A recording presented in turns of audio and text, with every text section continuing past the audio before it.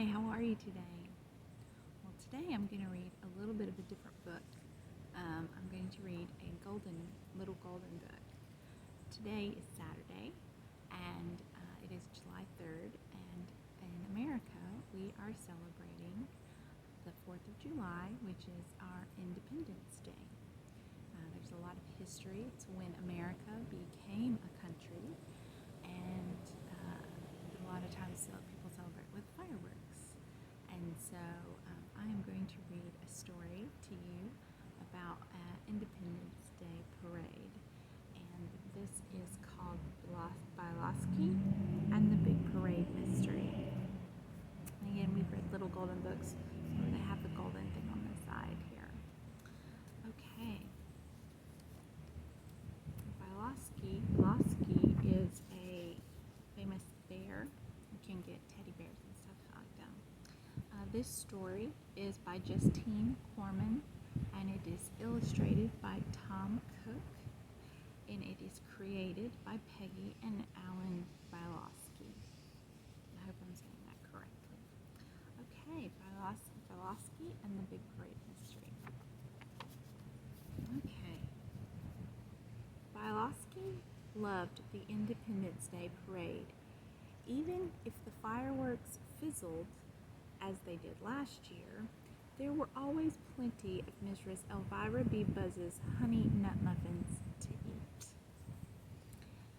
This year, the parade was going to be even better because Bialosky was in the trumpet corps of the marching band. It's time to practice, said Bialosky on the morning of the July 4th.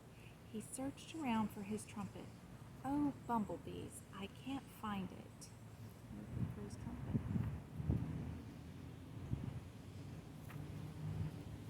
Just then, Bialosky heard footsteps outside.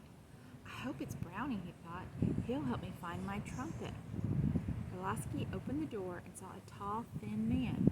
He wore a dark suit and carried a metal suitcase with a big lock on it. He's a mighty strange-looking stranger, thought Bialosky. Moments later, Brownie arrived. He'd seen the stranger too. I wonder what he's doing in our little town, said Brownie. There's plenty to wonder about, Bialosky said. I can't find my trumpet. We have to find it, Brownie said. You can't march without it.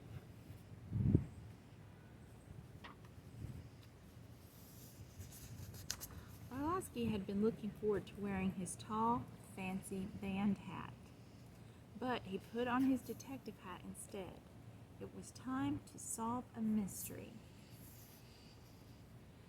Brownie was looking out the window. The stranger's heading downtown, he said. Aha, declared Bialosky. Let's follow him. What about your trumpet? Asked Brownie. One mystery at a time, said Bialosky. So the bears followed the stranger.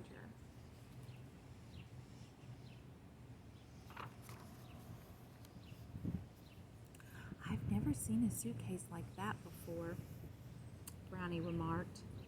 Highly suspicious, said Bialosky. They watched the stranger walk up the steps of the town hall. Maybe he's going to see the mayor, said Brownie. Bialosky nodded.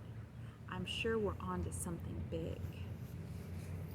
Sure enough, the stranger came out of the town hall with Mayor Munch. Bialosky and Brownie followed them across the square to the Park Hotel.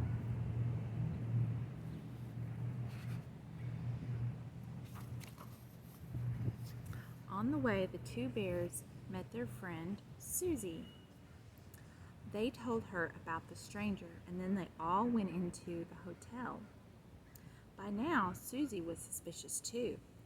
That's odd, she said. The stranger brought his suitcase into the dining room. Most people leave their suitcases and packages in the check room. We've got to find out what's going on, Bialosky said excitedly. Let's disguise ourselves as waiters, Susie suggested. Then we can listen in on the mayor and the stranger.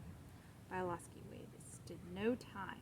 He spotted a laundry cart full of waiters' jackets, and he grabbed 3.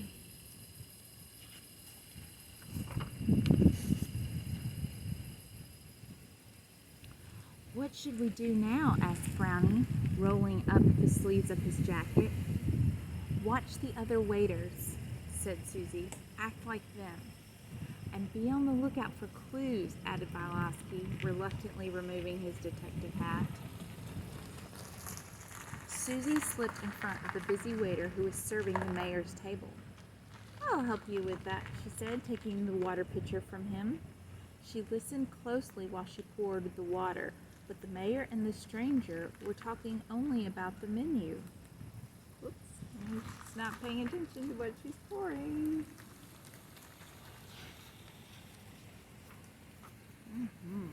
Susie hurried back to her friends. "The label on the suitcase says, 'Caution, handle with care,'" she reported. "That suitcase gets more suspicious by the minute," Bialosky declared. Meanwhile, Brownie served rolls and butter. Seconds later, Brownie returned. "They were talking about explosives," he said. "Not about the salmon?" Susie asked. "There's something fishy about this case," said Bialosky, and he rushed off to the mayor's table. The mayor was saying, "It's almost time for the parade." Just then the real waiter handed Bialosky a tray full of dirty dishes. "Take these to the kitchen right away," the waiter said. Bialosky hurried off. "We've got to go," Bialosky told his friends. "The parade is about to start."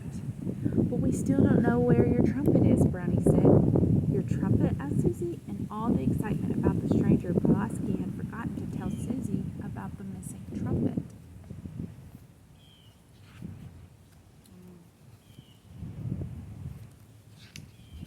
Well, see, someone's colored in my book. "I know," said Susie. "You can take my flute. I'll run home and get it." "But I don't know how to play it," said Bialosky. "You can pretend," Brownie said. "At least you'll get to wear your uniform in March." The thought of his uniform and his hat made Bialosky feel better. "Okay, Susie," he said. "We'll meet you at the parade." Back home, Bialosky changed into his uniform. "What a handsome uniform," Brownie exclaimed. "What a handsome bear," Bialosky added, admiring himself. "And now for the crowning touch."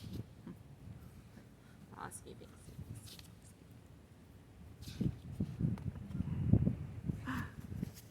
When Bialosky lifted his band hat, he couldn't believe his eyes. There was his trumpet. He laughed, and Brownie joined in. "It must have been there all the time," Bialosky said. Where's that mystery solved?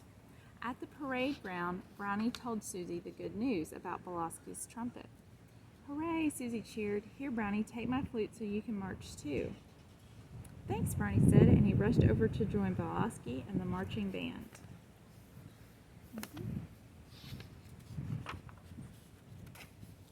It was a wonderful parade. Bialosky marched proudly in his tall band hat.